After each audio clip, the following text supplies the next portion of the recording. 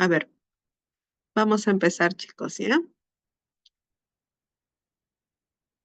El día de hoy, continuando con los cursillos, vamos a hablar sobre tratamiento de lumbalgia. Entonces, ¿a qué se llama lumbalgia? Se llama el dolor localizado entre los rebordes costal inferior, ¿no? Y los pliegues glúteos. Y se puede acompañar de dolor en una o ambas extremidades inferiores o puede estar asociado a síntomas neurológicos. Es el dolor más prevalente en la consulta externa, ¿no? Y es causa principal de limitación en menores de 45 años. Se dice que el 65-80% de la población va a presentar dolor lumbar en algún momento de su vida.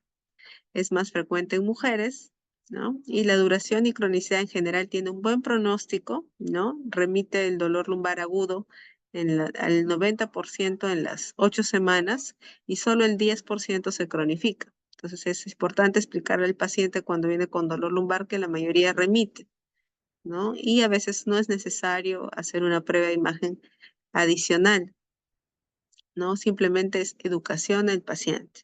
Vamos a ver. Entonces, ¿existen algunos factores de riesgo para tener lumbalgia? Sí, ¿no? Factores genéticos como la escoliosis congénita, la espina bífida oculta, factores biofísicos como el embarazo, la obesidad, comorbilidades como por ejemplo espondiloartritis. Ya algunos tienen alguna idea de que uno de la sintomatología principal de esta enfermedad es la lumbalgia inflamatoria, ¿no? También puede haber antecedentes de fracturas vertebrales por fragilidad en el caso de osteoporosis severa, ¿no? En adultos mayores, que tengan antecedentes de cáncer, ¿no? Con metástasis ósea, ¿no? Entonces es importante averiguar sobre las comorbilidades. Factores sociales también. En algunos trabajos es necesario estar en una posición por mucho tiempo. Por ejemplo, los choferes, ¿no?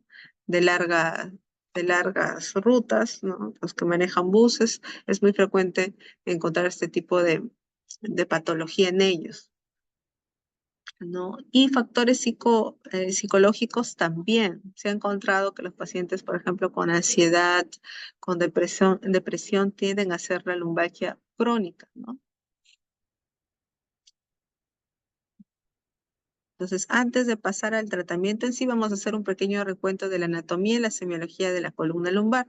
Recuerden que la columna lumbar está compuesta por 5 vértebras, ¿no? Cada una de las vértebras tiene un arco anterior, como vemos acá en la imagen, que está principalmente conformada por los cuerpos vertebrales, que es un cuerpo vertebral en comparación a los otros cuerpos vertebrales de la columna dorsal y cervical, es un cuerpo vertebral prominente, con de forma riñonada, como vemos acá, ovalada, ¿no? Porque va a soportar más peso, ¿no? Ese es el arco anterior. El arco posterior, vamos a ver las láminas que vemos acá.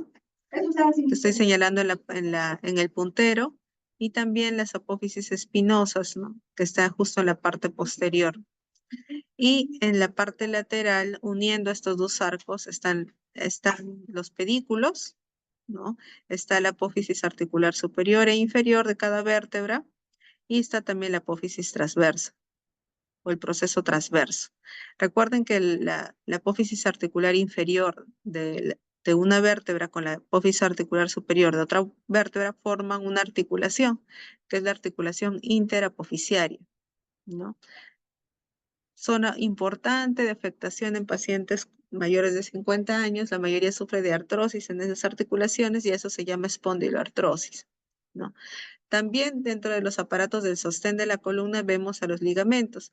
El ligamento longitudinal anterior, que pasa por los cuerpos vertebrales en la cara anterior de los cuerpos vertebrales y también pasa por la cara anterior de los discos intervertebrales, como vemos acá en la imagen, ¿no? También tenemos al ligamento longitudinal posterior, ¿no? Por la cara posterior de los mismos. Y también tenemos al ligamento amarillo que pasa por la cara anterior de las láminas, ¿no? Cubriendo a las láminas. Y también hay ligamentos interespinosos entre las apófisis espinosas, ¿no? O ligamentos supraespinosos que pasan por encima de las apófisis espinosas, ¿no? Aquí también otro aspecto importante es el disco intervertebral, que, que en el centro tiene un núcleo pulposo, ¿no? Que es rico en agua, ¿no? Y un núcleo, perdón, y un anillo fibroso que está rodeándolo de forma periférica, ¿no? También es importante, ya hablando acá en esta vértebra que nos muestran en corte transversal, es importante delimitar también el ligamento amarillo que se evidencia acá, porque hay algunas patologías de engrosamiento del ligamento amarillo que pueden provocar también compresión de la raíz nerviosa.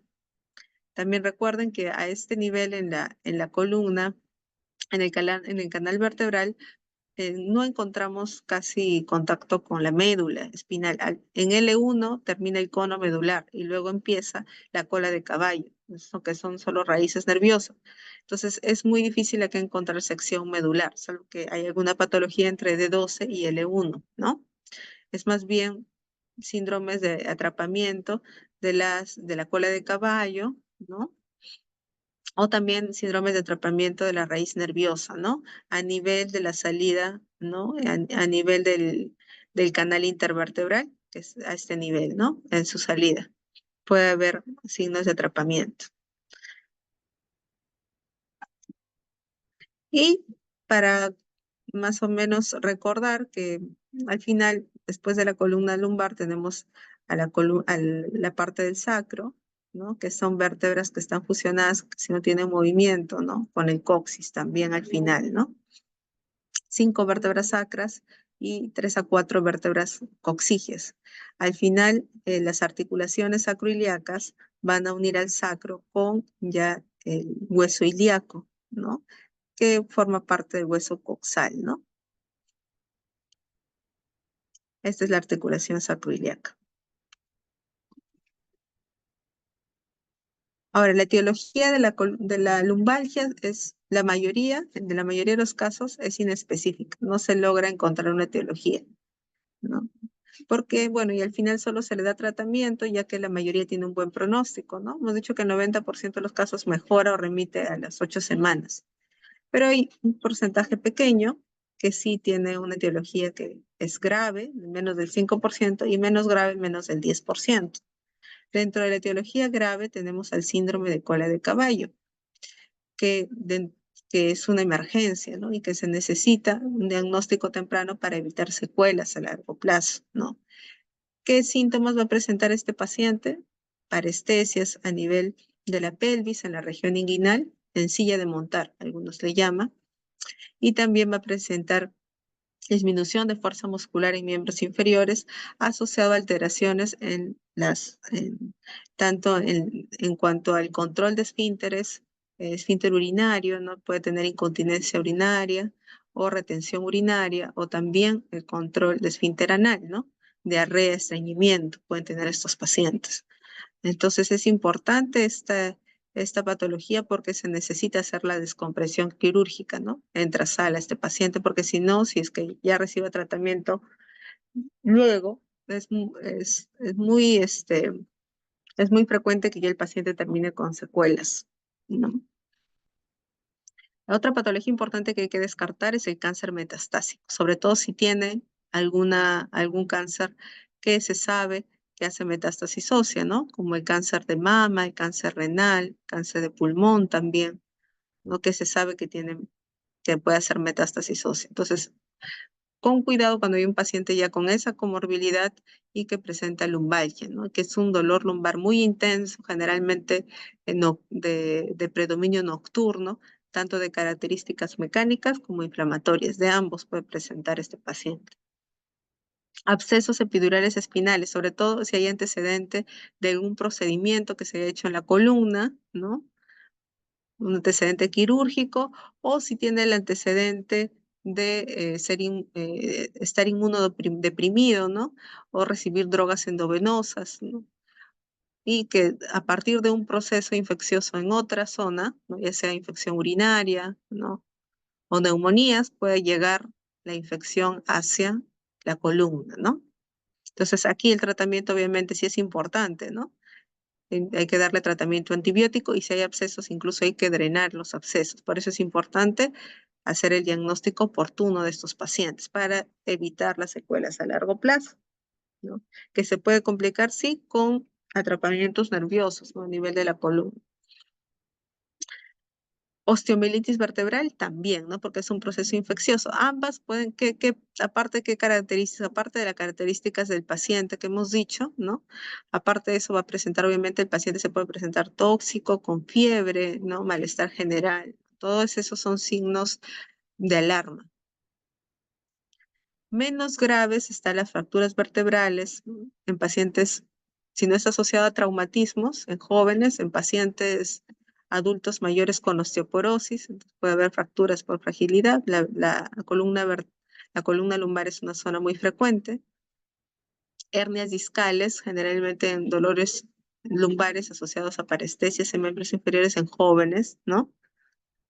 Radiculopatías, estenosis espinal, esto más se ve en pacientes adultos mayores, ¿no? Con algo ya sea artrosis de la columna, eh, también puede ser hernias discales ya complicadas, que pueden provocar la estenosis del canal espinal.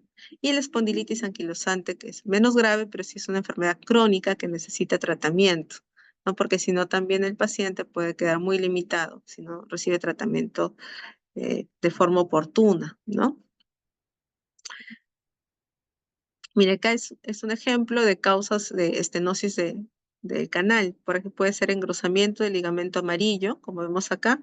Puede ser por una hernia discal, ¿no? Puede ser por, acá hipertrofia de la articulación, perdón, de la apófisis articular superior, en este caso. Obviamente que acá debería articularse con la apófisis articular inferior, ¿no? Y formar la articulación interapoficiaria. ¿En quién podemos ver hipertrofia? Más que hipertrofia, no puede haber también formación de osteofitos, ¿no? Por la artrosis y causar esta compresión de la raíz nerviosa y causar radiculopatía, ¿no? Otra patología que no había mencionado es la espondilolistesis, que es la pérdida, ¿no? De la continuidad que vemos generalmente. La columna lumbar es continua, ¿no? L3, L4, L5 siguen una línea continua y se continúa con el sacro. En este caso hay una pérdida de continuidad. ¿Por qué? Porque se desplaza la L5 sobre el S1. En este caso es una listesis anterior, ¿no? Se está desplazando hacia adelante. Y la causa de este desplazamiento es una fractura de la pars interarticular, ¿no? En este caso, de fractura a nivel de la apófisis articular, en este caso inferior, ¿no? Se ha fracturado y por eso ha hecho que se desplace. Eso generalmente pasa después de un trauma en jóvenes, pero en pacientes adultos mayores puede pasar eso, no necesariamente asociado a fractura, pero puede ser por luxaciones que se pueden ver secundarias a espondiloartrosis. Entonces el paciente puede presentar este desplazamiento de la vértebra, ¿no? Generalmente lo más frecuente es hacia anterior, ¿no? Una listesis anterior.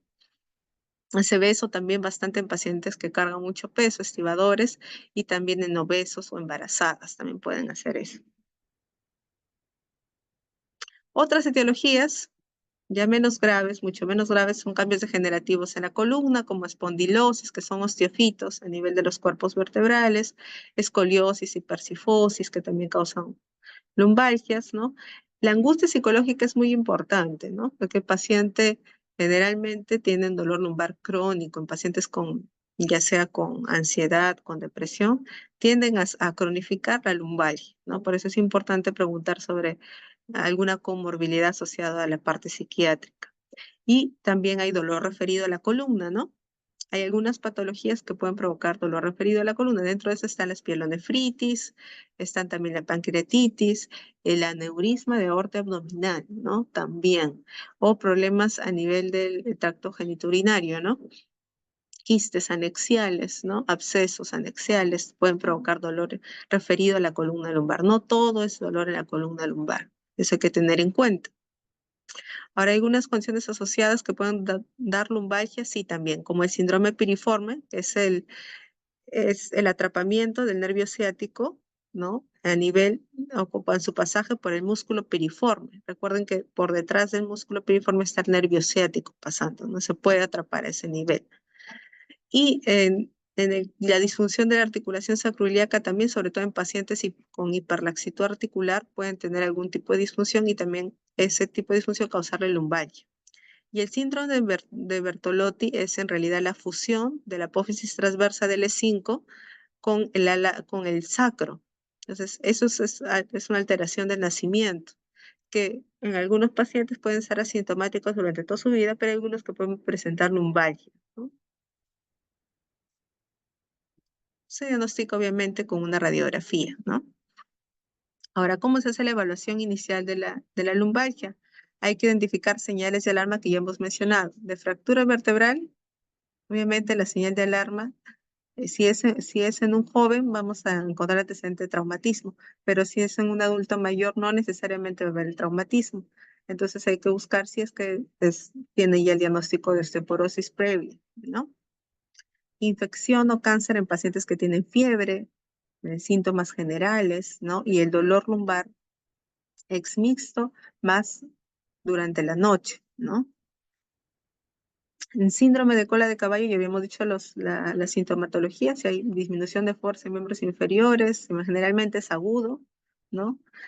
Tienen parestesias en silla de montar o anestesia incluso en silla de montar, ¿no? A nivel de la región inguinal y alteraciones en los esfínteres. En ellos, vamos, obviamente lo importante es descartar el síndrome de cola de caballo. Y las espondiloartritis, recuerden, característicamente da un dolor lumbar inflamatorio. ¿Qué quiere decir inflamatorio? Que se exacerba, ¿no? Con el reposo y que alivia con los movimientos. Y se puede asociar a rigidez matutina y asociar también a dolor en nalga, ¿no? Que puede ser unilateral o bilateral. Entonces es importante las características del dolor, sí. Mecánico, si es un adulto mayor, crónico por cambios degenerativos de la columna, ¿no? Más del 95% es por eso. ¿No? Si es agudo e intenso, en posmenopáusicas, fractura vertebral, dolor nocturno, infección o neoplasia. Hay que recordar eso. Inflamatorio, la espondiloartritis en general, ¿no? Entonces está la espondilitis anquilosante si es un varón joven, ¿no? Menor de 40 años. Irradiación a extremidades inferiores en adultos mayores hay que pensar en estenosis de canal. Da una pseudoclaudicación porque el paciente está caminando y tiene que pararse y inclinar la columna hacia adelante para mejorar el dolor. Y dolor tipo ciático, ya saben que es con parestesias, electricidad que va desde la columna lumbar hacia la parte posterior del muslo, pierna, hasta el pie, la región plantar, ¿no? Generalmente asociado en jóvenes, hernias discales o estenosis de canal en adultos mayores. Hay un tipo de dolor que algunos libros de reumatología lo describen, que es dolor esclerotómico no neurógeno, que se refiere al dolor parecido a la ciática, que es un dolor en la región lumbar, que se irradia en la cara posterior del muslo, el glúteo, ¿no? Pero generalmente no pasa por debajo de la rodilla ese dolor. Generalmente ese tipo de dolor lo dan las discopatías, si hay un problema de discartrosis también, problemas musculares como contractura muscular o también alteración de los ligamentos paravertebrales. Ya, entonces también hay que definir el tipo de lumbalgia, sí, nos va a servir para plantear también la etiología, ¿no? Aguda, hay que pensar generalmente las agudas, alguna fractura, si es que es adulto mayor, posmenopáusica, mujer posmenopáusica, aguda, fracturas vertebrales, y es cuando es menor a 4 semanas. Subaguda de 4 a 12 semanas o crónica mayor de 12 semanas. Acá también sirve la clasificación de las poliartritis. También hay algunos que solo la clasifican en aguda cuando es menor de 6 semanas y crónica mayor o igual a 6 semanas. También es otra clasificación. Ahora es importante también preguntar por otros síntomas constitucionales, habíamos dicho más asociado a infecciones y cáncer, ¿no? Síntomas neurológicos, ya habíamos dicho lo importante que es en las ciatalgias, ¿no? Problemas de compresión del nervio ciático o también puede ser importante en pacientes que se esté sospechando del síndrome de cola de caballo, ¿no? Desencadenantes, hemos dicho que hay algunos que mejoran con el reposo y empeoran con los movimientos, como esos son los dolores mecánicos, y en la lumbalgia inflamatoria más bien empeora con el reposo ¿no? Y mejora con los movimientos. Y es importante evaluar sobre antecedentes, y ya lo hemos dicho, ¿no? Y es importante también el antecedente de angustia social o psicológica o depresión, porque eso nos dice que probablemente el paciente requiera un manejo como una lumbalgia ya crónica, ¿no? No tanto como una lumbalgia aguda, porque ellos tienden a cronificar el dolor lumbar. Y es importante también los tratamientos previos, porque hay pacientes que han recibido múltiples antiinflamatorios, analgésicos, y a veces no hay mejoría, es que se ve más en las lumbalgias crónicas, ¿no? Para poder ofrecer el tratamiento adecuado en estos pacientes. Ahora, en el examen físico, igual que en todas las evaluaciones que ustedes conocen, se va a hacer inspección, movilidad, percusión y palpación, y acá es importante el examen neurológico, ¿no? Con algunas maniobras importantes para evaluar radiculopatías, como la SEGI, por ejemplo. Pruebas psicológicas se puede hacer, pero generalmente nosotros le derivamos a psicología. Miren, aquí en la inspección que podemos encontrar escoliosis, que es la desviación de la columna, como hemos visto en el plano ya sea derecho o izquierdo, ¿no? También encontrar signo en los niños, espina bífida oculta, como por ejemplo acá, ¿no? Que tiene un mechón de cabello en esa zona, que es un signo de espina bífida oculta, ¿no? O una mancha también en los niños, ¿no? Una mácula generalmente quimótica también es un signo, ¿no? De espina bífida oculta. También puede haber un hoyuelo, esos son ya casi en los neonatos, ¿no? Que son signos también de espina bífida oculta. La movilidad, la columna lumbar hace movimientos de flexión y extensión, como vemos acá, y también hace movimientos de lateralizaciones, ¿no? Derecha e izquierda, ¿no? Acá en la flexión puede llegar hasta los 90 grados y en la extensión 30 grados, y 30 grados más o menos, 35 grados las inclinaciones laterales, ¿no? Acá, por ejemplo, el movimiento lo está haciendo mal, tiene que estar pegado al muslo, ¿no? Generalmente le decimos a la basta del pantalón, ¿no? La palpación se debería hacer la palpación de todas las apófisis espinosas, ¿no? Y también de los músculos paravertebrales. Y dentro de algunas maniobras que podemos evaluar está el ASEG, hemos dicho que es para evaluar radiculopatías, que se evalúa con el paciente en decúbito dorsal, con la elevación de todo el miembro inferior con la rodilla en extensión, y es positiva cuando hay un dolor radicular cuando el ángulo es menor de 70 grados. Mientras más bajo se le hace el ángulo, más específico, más sensible es para evaluar radiculopatía, ¿no? En ese caso, el ASEGE evalúa el nervio ciático, ¿no? Pero recuerden que es L4, L5, S1, S2, hasta S3, ¿ya? Ese es el ASEGE. Generalmente, los que están más afectados es L4, L5 y S1, ¿no? Entonces es positivo cuando hay dolor radicular. Y dolor radicular se refiere a cuando hay parestesias en el miembro inferior evaluado, o también puede haber la sensación de electricidad, ¿no? Bragar se puede utilizar, sí, sobre todo para evaluar L4, L5 y S1, en la cual el paciente hace el mismo movimiento y se hace dorsiflexión del pie, como ven acá en la imagen, ¿no? Con la idea de provocar más irritación justo a nivel de esas raíces nerviosas. También podemos evaluar, sobre todo, ya les había mencionado que las que están más comprometidas a nivel del nervio ciático son las raíces del E4, L5 y S1. Y L4, si se dan cuenta, más o menos su recorrido es de la sensibilidad, es a nivel de la cara anterior del muslo, ¿no? Rodilla y un poco de cara anterior de la pierna, ¿no? Entonces, los pacientes pueden presentar parestesias a ese nivel, tienen problemas, si es que tienen o una afectación desde esa raíz, pueden tener problemas para hacer la extensión del cuádriceps, ¿no?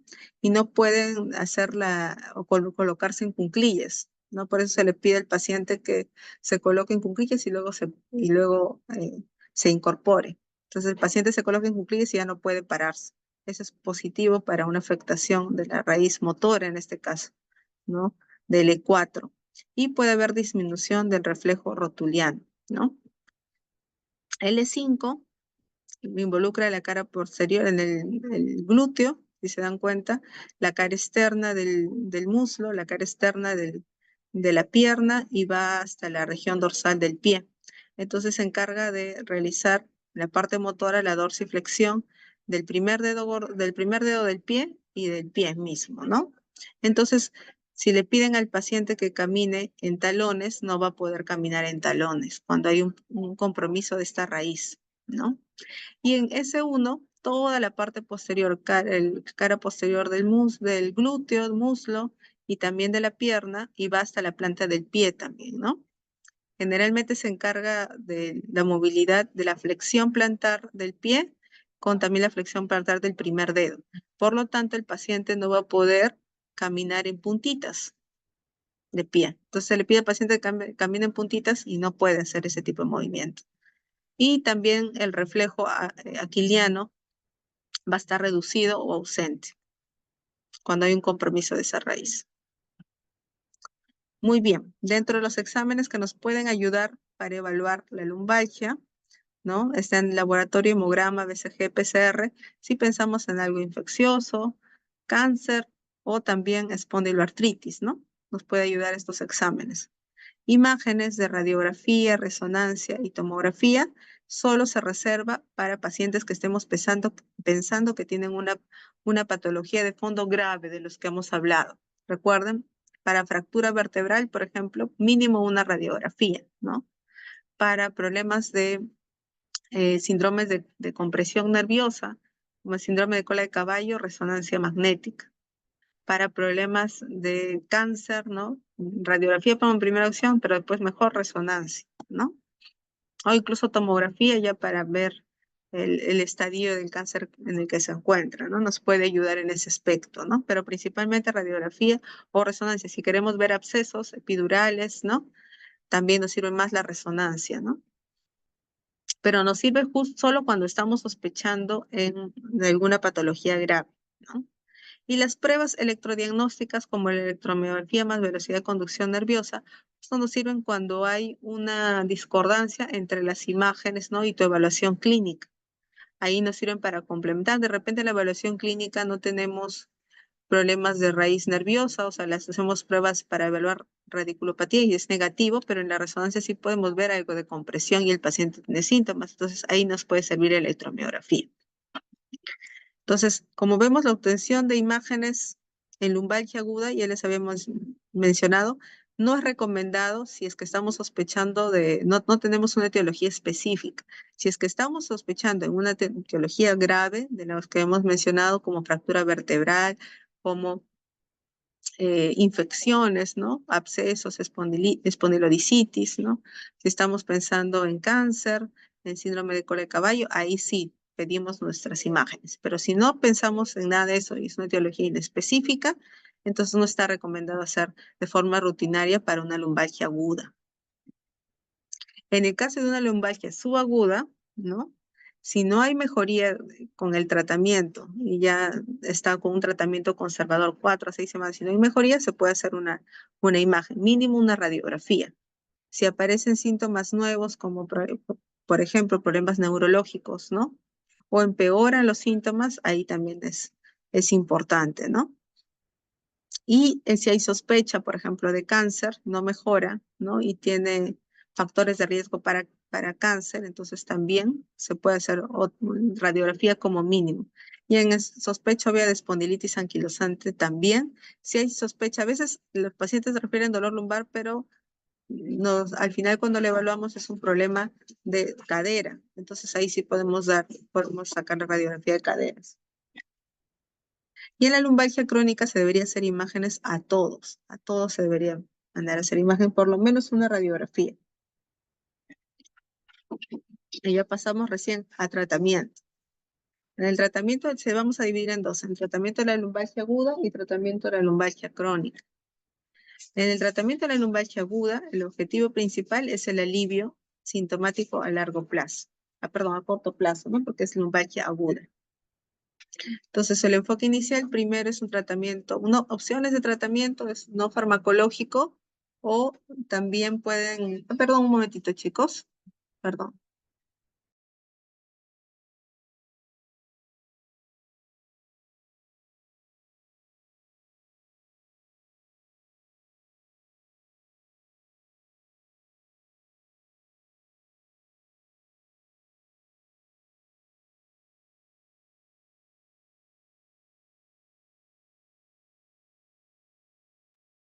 Entonces, como opción de tratamiento, tenemos tratamiento no farmacológico, AINES con opción relajante muscular y no, idealmente no le recomendamos que el paciente haga reposo, ¿no? Generalmente le decimos lo más pronto posible que se incorpore a sus actividades diarias.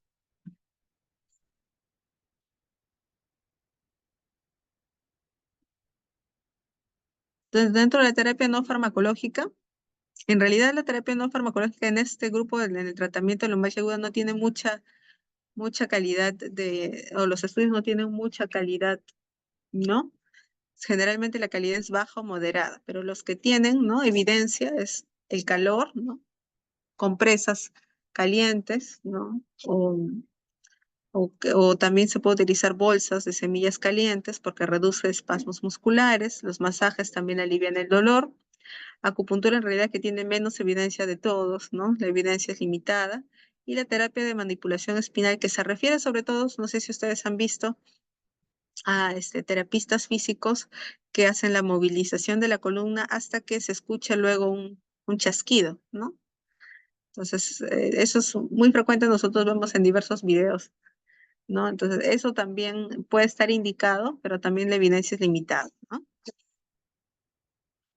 Lo que tiene más evidencia es el uso de farmacoterapia, ¿no? Eso es lo que tiene más evidencias. Y aquí en estos pacientes no se recomienda hacer ejercicios, hay que recordar, o fisioterapia, excepto en pacientes que tienen factores de riesgo para desarrollar dolor lumbar crónico, ¿no? Como el paciente, por ejemplo, que tiene ya antecedentes de ansiedad, depresión, bueno, en ellos quizás ya se le puede indicar ya un programa de ejercicios.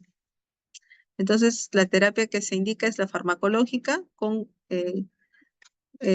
periodos cortos, ¿no? De AINES, generalmente 2 a 4 semanas se indica un AINE, o sea, en naproxeno, ibuprofeno, y ustedes conocen más, ¿no? Dentro de los selectivos, para COX-2 tenemos el Celecoxib, Etoricoxib, dentro de los no selectivos, naproxeno, ibuprofeno, ketoprofeno, diclofenaco va bien en las lumbalgias, ¿no? De segunda línea están la combinación con relajantes musculares, no benzodiazepínicos. Aquí les he resaltado los que utilizamos más en el medio, ¿no? La ciclobenzaprina, la clorzosazona, la orfenadrina, el piridinol también, que no está acá, no es lo que más utilizamos. En tercera línea están los opioides como el tramadol, ¿no? Y otros ya, para los que no responden, están los antidepresivos, los glucocorticoides sistémicos, ¿no? Anticonvulsivantes que también pueden ayudar, como la pregabalina, la gabapentina, ¿no? Agentes tópicos en realidad menos evidencia, ¿no? Entre otros. ¿Y qué es lo que debe incluir también en el manejo del paciente con lumbalgia? La educación al paciente. Es que si no tenemos sospecha de que se trate de un problema grave, entonces hay que indicar al paciente que probablemente el pronóstico es favorable y que va a mejorar. La mayoría de pacientes mejoran. Y hay que decirle, recomendarle que lo más pronto posible se reincorporen a sus actividades normales, a su trabajo, ¿no? Sin embargo, es importante también hablarles de los signos de alarma, ¿no? Si es que se empeoran y aparecen otros signos como fiebre, como disminución de fuerza en miembros inferiores, como parestesias en miembros inferiores, hay que otra vez acudir al control si empeora, ¿no? Entonces, eso es importante porque el paciente, usted va a venir a su consulta y le va a pedir de repente una imagen también. Pero doctor, ¿por qué no me saca una radiografía, una resonancia? En este caso es importante educarle que la mayoría, su pronóstico es favorable y la mayoría también de la etiología no es grave, ¿no? Entonces, pronóstico excelente y algunos incluso, solo un tercio buscan atención en la consulta, ¿no? La mayoría se automedica. El 70-90% mejora en las 6 a 8 semanas, pero sí puede haber recurrencias, pero las recurrencias también son el pronóstico favorable, ¿no? Ahora, en el caso de la lumbalgia subaguda y crónica se tratan iguales.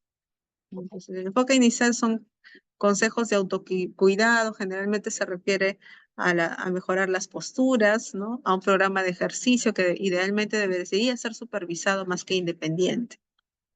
Intervenciones también que abordan los factores psicosociales, ¿no? Y también se pueden dar periodos cortos, ¿no? De los tratamientos que habíamos mencionado en cuanto a la fisioterapia, de manipulación espinal, acupuntura o masajes, ¿no? Que generalmente son el manejo del dolor en en medicina física y rehabilitación, ¿no? Ese es el tipo de tratamiento que ellos utilizan. Ahora, en el caso de la terapia farmacológica, a comparación al tratamiento de la lumbalgia aguda, ¿no? La terapia no farmacológica está más indicado que la terapia farmacológica. Pero si se combinan ambas, sí se ha encontrado que mejora los resultados. Eso es. Entonces, más que solo farmacológico, hay que también, en este caso, en la lumbalgia subaguda o crónica, siempre hay que dar terapia no farmacológica, que se refiere a la fisioterapia. Sobre todo en los pacientes que tienen síntomas de dolor más severos, ¿no? Y la idea es que mejorar el dolor para que ellos participen de forma activa en los ejercicios, ¿no? Porque es la idea que ellos lleguen a hacer sus ejercicios, o que tengan un programa de ejercicios. Ahora aquí de primera línea siguen siendo los AINES, ¿no? En segunda línea ya cambia. Recuerden que los otros eran los relajantes musculares. Acá ya cambia la duloxetina como antidepresivo, por ejemplo. La amitriptilina también se puede utilizar. Pues sigue el tramadol, otros en relajantes musculares, ¿no? Que se pueden utilizar en estos pacientes. Ahora, si no mejoran, ya estamos hablando del tratamiento en pacientes que no tienen una causa definida grave, como hemos dicho. Recuerden que el tratamiento de la etiología ya definida como grave, como por ejemplo el síndrome de cola de caballo, que hay que hacer descompresión quirúrgica, la espondiloartritis, que hay que dar el tratamiento inmunosupresor, eh, en la parte de procesos infecciosos como abscesos epidurales, osteomelitis, espondilodicitis, que queda el tratamiento antibiótico, de repente hay que hacer algún drenaje. Eso se necesita un tratamiento que es tratar la enfermedad de fondo, ¿no? Eso es lo importante en estas patologías. Pero si se trata, por ejemplo, de discopatías, espondilolistesis, ¿no? Hernias discales, hay algunos que sí se puede, sí tienen tratamiento quirúrgico, sobre todo en pacientes que no mejoren con tratamiento conservador de terapia farmacológica y no farmacológica que habíamos mencionado, ¿no? Y y este, y que sea un candidato quirúrgico apropiado. Dentro del candidato quirúrgico apropiado está un paciente no obeso, obviamente, que idealmente eh, va a tener las posibilidades de hacer una terapia luego física adecuada, ¿no? Y cuando también en pacientes que su dolor está muy asociado a problemas psiquiátricos, a que no, cuando no hay disponibilidad de terapia cognitivo-conductual, ¿no?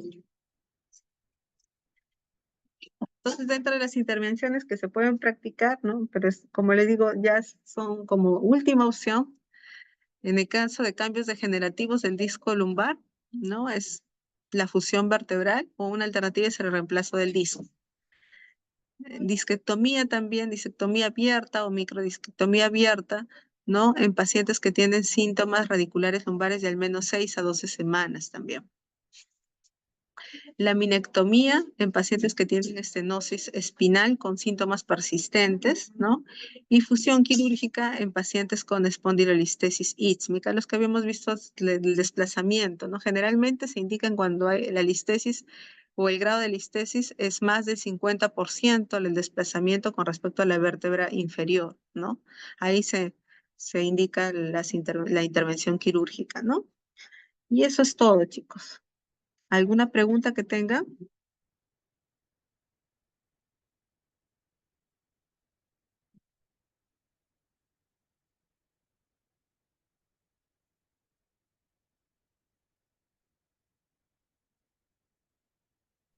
Todo claro, doctora.